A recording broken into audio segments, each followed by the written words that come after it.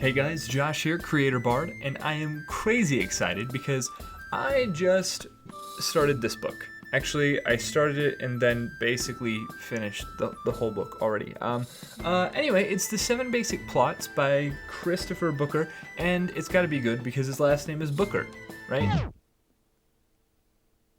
So anyway, as I was reading it, I realized it's actually got some insane implications, not just for like writing and like novels and things like that, but it's got amazing implications for ttrpgs. And so I'm going to do a series of videos just about like the 7 basic plots and all the information in this book. It's obviously a little bit more than just 7 plots, and how we can implement them in our ttrpg games to make better stories and to create better storytelling atmosphere for ourselves and our players. And if you're a player watching this, not a GM, you can still totally use all of these principles because the GMs are not the only storytellers. You are also a storyteller. When you're taking on your character's persona, when you are writing their backstory, when you are working with your GM to move that character story forward, all of these things are storytelling endeavors, and you can use all these principles that I'm going to begin sharing with you in these endeavors. So GM and player alike, this is for you. In the book, Christopher Booker posits that when you break down all of storytelling throughout history, every story that's been told can be factored into one of 7 basic plots, typically with elements of the others within it. So the 7 basic plots are overcoming the monster, rags to riches, the quest, voyage and return, comedy, tragedy, and rebirth. Now, within a story of rags to riches, there might be elements of tragedy, there might be overcoming the monster, you might have a voyage and return. Within a comedy, you might have rebirth, you might have a quest, you may have overcoming the monster.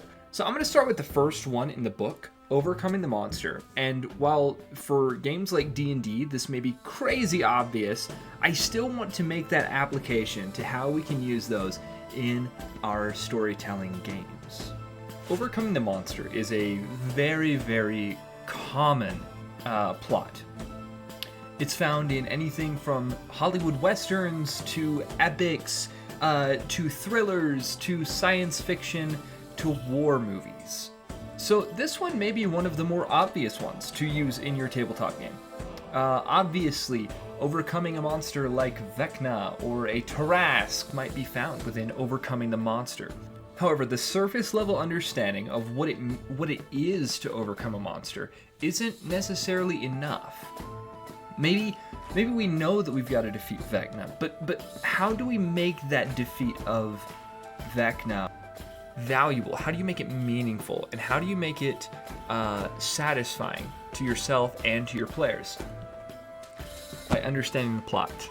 So what is the basic breakdown of an overcoming the monster plot? Booker breaks it down into basically 5 phases. The first phase is the anticipation, or the call of the hero, right? Where we're first made aware of the monster, and where we're introducing the heroes. This is going to be our quest giving. This is going to be our the NPC runs into the city square crying that there's a monster. This begins an anticipation of what's to come, and it spurs our adventurers, or our heroes, whatever you call them in your system, to action. This is the first step, and it's building toward what it is to overcome the monster. We're giving that introduction, and we're explaining to the players why it's important that they overcome this monster. The second stage is called the dream stage. It's where the heroes are making preparations for the battle. Nothing's really gone against them. Nothing's pushed them out of their way. They haven't experienced any great setbacks.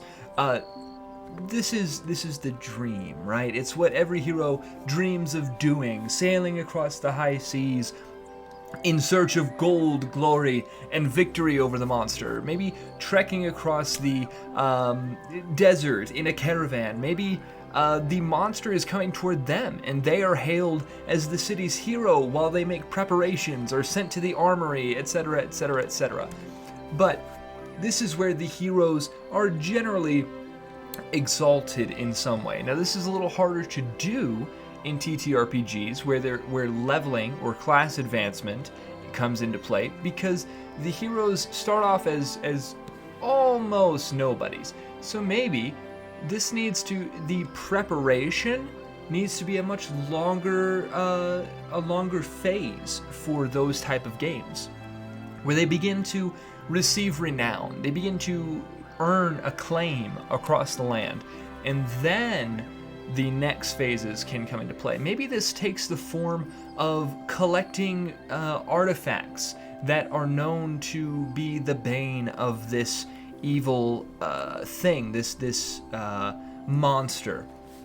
Whatever form it takes, again, it's up to you. But there needs to be something to sow maybe a little unwarranted confidence in your heroes. Something that puts them in a dream. Next, when your heroes are really feeling on cloud 9, you introduce the frustration phase. This is where they come face to face with the power of the monster that they're trying to overcome and realize they are well outmatched. They feel alone, they feel powerless. Something has brought them out of that dream and sent them hurtling down into the depths of the earth, where they are alone in the cave and cannot see the light. Perhaps this takes the appearance of sending the monster to them early, so that they have to realize that they're not powerful enough to defeat him yet. And he wipes out a city and leaves them to suffer, knowing that they could not save the city against his power. Maybe it takes any form you wish. Maybe they are all cursed. Maybe they receive cursed magical items. Maybe the villain, the monster itself, casts a blight on them that that renders them almost powerless. But from the anticipation or call to the dream, there needs to then be a frustration, something that just interrupts the flow of what was going on and shakes things up so that the heroes have to defeat this thing. It's no longer why they should, or what glory they might earn from it, but it is they have to, because they, as powerful as they are among the village, among the town, among the city, among the nation, among the realm, even they seem to pale in comparison to this thing's amazing power, and that leaves them frustrated. After the frustration, what could come next but a nightmare? Christopher Booker says that the next stage in an Overcoming the Monster story is the nightmare phase. The nightmare phase is where there is a fight, there is a knockdown, drag-out brawl in which there can only be one outcome. It is the final ordeal, in which all odds are stacked in favor of the monster. This may take the form in a war campaign of reinforcements, of an overwhelming army, of any number of things. This may take the form of their magic weapons being rendered useless in the face of this creature. Regardless of what form it takes, this is a nightmare. This is not a fun time for the heroes. This is a time when they have to begin to question whether they are heroes or not. This is a time that tries men's souls. This is the nightmare. But all is not, in fact, lost. The heroes knew something the monster didn't. Perhaps the magical weapons were only broken because of a machine that the monster had, that they then destroyed, and all of their weapons and armor came back online, so to speak, and they are able to defeat the monster. Perhaps reinforcements come on their side, as in the Lord of the Rings, when the Battle of Helm's Deep all seems lost and reinforcements from Rohan come riding in to save the day. This could take any number of forms, but there is a turning point. This is what Christopher Booker calls the thrilling escape from death and death of the monster. This may come in the form of divine intervention. This may come in the form of a beloved NPC sacrificing himself to complete a ritual that will destroy the monster for good. However, though we know that there needs to be a turning point, and the odds do need to be stacked against the heroes to make it fulfilling, let's try not to make it too Deus Ex Machina. That might end up feeling much more forced and take the agency and the meaningfulness of the victory away from the players, and you don't want to do that. The players need to feel like they have done what could never be done. The players need to feel like they have overcome something, and if it does end up in a send in reinforcements or some form of Deus Ex Machina type of thing, make sure that at least the characters or the player characters maybe land the final blow or activate the last piece of the ritual, something of that nature, because we do want our players to know that they have done the thing, right? It can't be us, it has to be them, because they are heroes, and how could it not be them? So, that said, regardless of what form your escape from death and death of the monster takes, tell your stories. Partner with your players and tell their stories. So there you have the 5 phases, the 5 stages of the overcoming the monster story. Again, that's anticipation or the call, the dream stage, the frustration stage, the nightmare stage, and the thrilling escape from death and death of the monster. And these things can overlap. They can repeat themselves. You don't have to tell the story, the plot, specifically narratively all the way through.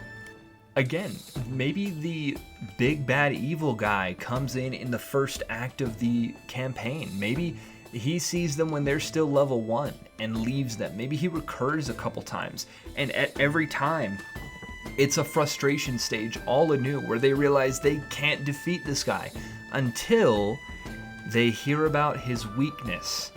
And maybe that's the turning point. But maybe then they get on another dream, and that weakness that they were going to exploit, this magical weapon that could defeat him and vanquish him for all eternity, is destroyed. And then they have to go on maybe a quest, which we will talk about in another video, where they have to reforge the sword. And then maybe they ride that dream for a little while before the nightmare comes, when they have to totally defeat this, and then the thrilling escape from death and the death of the monster. Anyway, you see how all of these things can kind of be utilized at your discretion in any order or way in which you wish. So take these principles and begin using them in your games. This is a very popular plot for games like D&D and Pathfinder. Among other tabletop games, any heroic style game, whether fantasy, whether sci-fi, whether whatever else you play, this is going to be a very common storyline. So, take these principles, take these plot devices, and use them in your game.